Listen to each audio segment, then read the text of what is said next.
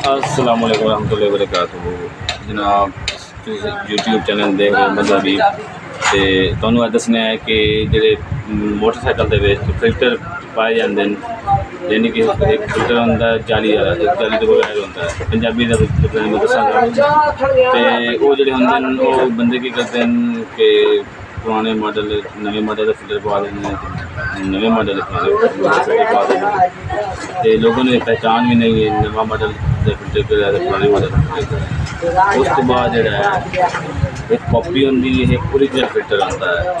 तो दसांगे original filter किहड़ा होंदा है तो कॉपी वाला फिल्टर किहड़ा होंदा है, और साडे नाल तुसीं वेख रहे हो फिल्टर तुहानू नज़र आ रहा मोटरसाइकिल का फिल्टर है तो ये मोटरसाइकिल की जान होंगी, यानी कि फिल्टर नाल कितना तेज चल रहा है, कितना मर्जी चल रहा है, होंडे का फिल्टर है। ठीक है जी, तुहानू इहदा फिल्टर दे बारे दसना तुसीं वेख रहे हो थोड़े कोल में खोलना नवा फिल्टर खोल पुछना ये है ओरिजिनल फिल्टर।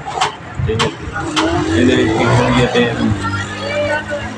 ये वेख रहे हो यह होंडा का फिल्टर है, ये तुहानू शायद नज़र आ रहा होगा जाली जाली है, लोहे की जाली लगी हुई होती है, जाली लगी होती है तो ये नवे मॉडल है, यानी कि जो न्यू एंड मॉडल यानी कि होंडा के जोड़े मोटरसाइकिल उन्होंने फिल्टर पाया जाता है।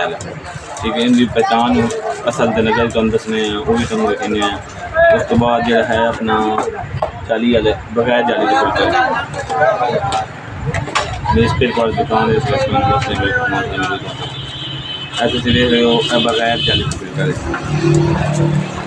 यानी कि चैनल जो मोटरसाइकिल उन्होंने पाया जाता है तो यह तुम देख रहे हो इन जाली कोई नहीं हुई, यानी कि जोड़े रोड ट्रंक वगैरह या मोटरसाइकिल जोड़े हैं उन्होंने पाया जाता है तो फिल्टर होंगे पाया जाता है, बगैर जाली होंगे लोहे की जाली नहीं होती। ठीक है, तो तुम वेख के दिखने तुम दसने इंशाल्लाह तो नवे असल की पहचान है कि कॉपी यानी कि पूरा स्टिकर लिखा है स्टैच भी करोगे ना मिटेगा नहीं, ओरिजिनल कॉपी है, स्टिकर के नहीं रहेगा ना कॉपी है सस्ता। अगले वीडियो इंशाल्लाह नेक्स्ट मालूमात दें।